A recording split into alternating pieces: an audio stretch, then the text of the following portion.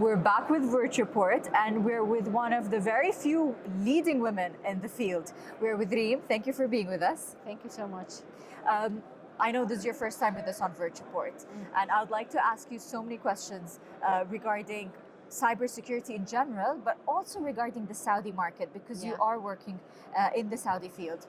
But before we start, let's discuss the concept of the conference in general. We're talking about hyper resilient, and it's so interesting that every person that has come here has given me their perspective on what the definition of this is. So some have said that these are stages. We started long back in reacting towards an attack, and then after that we secured our space, and now we're taking into consideration what if, and that's just a step ahead. Resilience means, what am I going to do if the attacker attacks? What would you say resilience is? I think resilience, actually, this word is very interesting word, because actually this is our specialization, and what we work at our company is making people aware and make it on their NDA, how to be their cybersecurity awareness is on their NDA, and they know that it is part of their life, and they should be always alerting and aware of any type of cyber attack, so they become proactive for anything that could happen to them. Are there any parameters on how resilient a company is with their cybersecurity method? Are there particular points that we look at? For example, how fast they snap back? For the companies, actually, yes, there is a tool, but let me know how what we developed. And there is actually different framework. Lately, there is a framework we developed that indicate or measure the organization maturity, the awareness maturity at the organization, and the awareness, it will become very accurate data. Depends on this data from the employee interaction with different awareness programs. So it shows you the awareness index, the risk index within the organization, not only overall, but even on a detailed level. You will know who's the risky employee, who's the risky department, who's the risky third party working with you. That's very interesting, especially that you use the phrase awareness maturity. Yes, it seems very, very interesting, and I think it's very expressive. Exactly. It explains that very parameter well.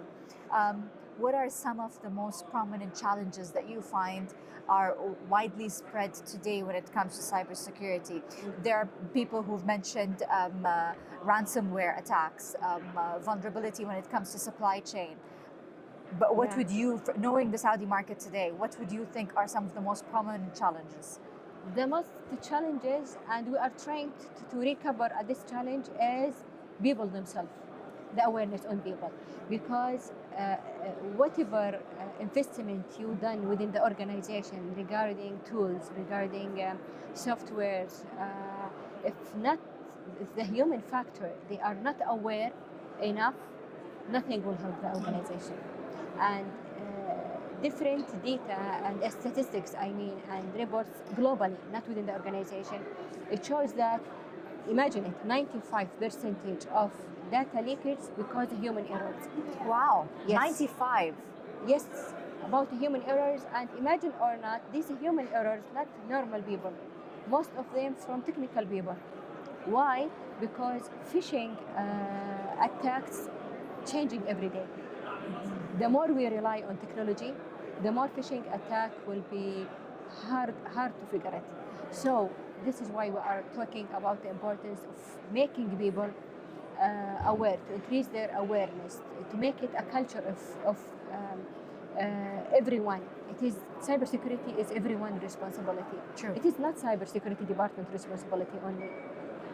And it is not cyber responsibility of only people working at the organization, even at homes, at our kids, our family. We should educate them how to be aware, how to figure out there is a potential cyber attack, so they avoid it.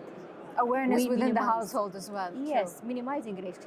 The old people, the kids, it's affecting everyone at the personal level and on organizational level. There's somebody that earlier mentioned the same thing, but also mentioned that there's a resistance from the human capital from Exactly. using the cybersecurity, understanding it. What would you think the resistance comes from? Yes, there is a resistance, and I will add something.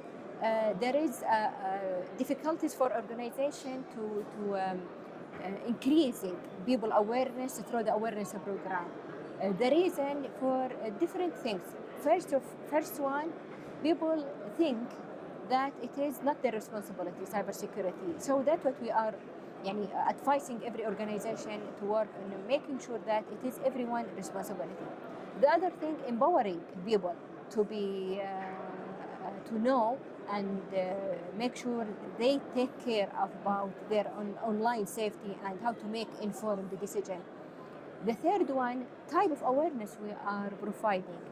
Traditional way will never attract employee. So we talk about importance of interactive engagement. Interactive engagement will attract them. Not only that, we should understand the culture, we should understand the motivation.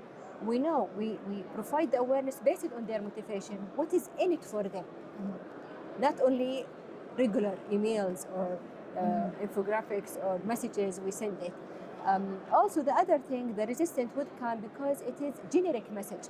True. Generic message within the organization. If we, for example, we are talking about data privacy. Data privacy is not something we increase people awareness about data privacy. This is just in general. If we are talking about our increasing awareness about people in medical field, totally different. Data True. privacy in medical field is different from banking. Not only that, even if you are the medical field, we are talking about